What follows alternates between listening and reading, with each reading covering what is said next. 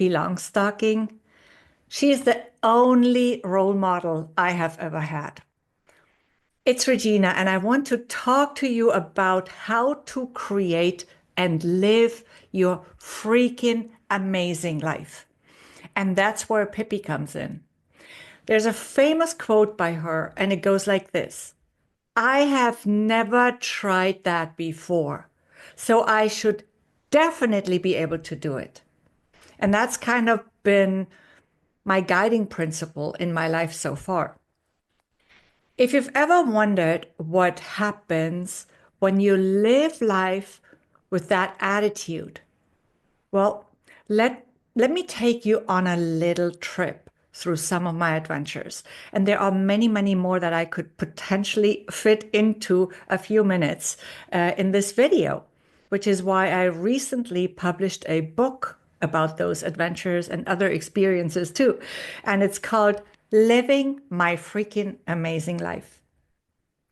I have worked, lived, of course, and led on 5 continents. My life has been anything but ordinary. It's been super eclectic. But here's the thing: I didn't start out with some grand plan or vision. I just kept saying yes to opportunities. Not to all of them, but many opportunities that came my way. Or maybe I should rather say opportunities that I created for myself, because that's how it really works in my world. Don't we always say we create our own reality? And I grabbed those opportunities. After all, I created them for myself, even when they were way outside my comfort zone. And along the way, I picked up some wild stories, and through them, some unique wisdom for leading myself and others. I want to share at least a few stories from that book so that I can give you a taste of it. Story number one is about leaving San Francisco for Buenos Aires. At age 26, and this is a pre-story, there was an opportunity for me to move to Spain. At the time, I was trying to move to the US, actually, but when this option to move to Spain showed up, and it looked much more likely than a job in the US because I didn't have a green card, I just flew down to Madrid for an interview. And then I planned my move and I learned Spanish. And only 10 months after moving, I was offered a leadership role, even without any relevant background or experience or studies for leadership. Nothing, none of that. It was like plunging into cold water. But again, I accepted because, as Pippi Longstocking would say, I have never tried that before. So I think I should definitely be able to do it. About 14 years later, lots had happened in between. I packed up my life in San Francisco. So you see, eventually I did move to the US after also living in Brazil and Argentina before, but back to San Francisco. So I packed up my stuff in San Francisco and moved to Buenos Aires, Argentina. I'd been in a stable leadership role, doing well, but something inside me was stirring, and it said, it's time for a new adventure. It's time to make a move again. And so I left the known behind and decided to do something completely different. For a change, I wanted to open my own business, a bed and breakfast in Argentina. I didn't have all the answers. I did not have a visa yet. I had to get all of that, right? I mean, of course, at the time of moving, I had the visa in my hands, but I had to start from scratch. I certainly didn't have all the answers, and I didn't have a clear plan. Again, I had no relevant experience except for the build out of the place, maybe because I'd led a few office build outs in Madrid, in Lisbon, and in Sao Paulo. But it's also quite different, right? And I had no experience in hospitality or even just entrepreneurship. What I did have was curiosity. And I had a dream in my pocket and the belief that I'd figure it out as I went. always with Pippi whispering in my ear. I have never tried that before. So I think I should definitely be able to do it.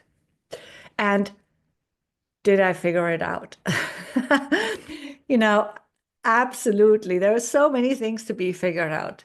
Like the one time I had to carry hundreds of thousands of dollars in cash in my socks across Buenos Aires to buy a house for the bed and breakfast. Was I nervous? Absolutely. But I kept walking because sometimes when you want something really, really bad, you just got to take a risk. And that, even if your heart is pounding and your socks maybe are bulging with cash and someone might see it and want it and take it. Sometimes we need to turn a question like, what if it goes wrong into what if it actually works out great? I call the second option a self-empowering what if question. What if it actually works out great? And you can use that for any situation. The second story I want to share with you is about a time when I found myself rappelling down a waterfall in Brazil. I was standing at that overhang, looking over the edge at the completely empty space, and down below there was this waterfall. And I was terrified. I was supposed to hang on that rope and go into a horizontal position first, feet against the overhang because there was no wall to step into. And I thought, why did I say yes to this again? But I leaned back, took a breath, and I went for it. Did I feel fear? Absolutely. Sometimes leadership is about exactly that, leaning back into uncertainty and trusting yourself and those around you. Like I had to trust also the guy who had secured the rope on the rock, right? If I didn't trust him, then I wouldn't be able to do this because my life literally hung on that rope. And by the time I reached the bottom, I knew I'd do it again. It was an incredible experience. Lots of adrenaline for sure, especially at the moment of stepping into that overhang. But of course, life isn't always about adrenaline. Sometimes it's about moving fast in a different way, right? Like the morning I found out I'd be on a TV show in Yaoundé, Cameroon. And that's my third story that I want to share with you.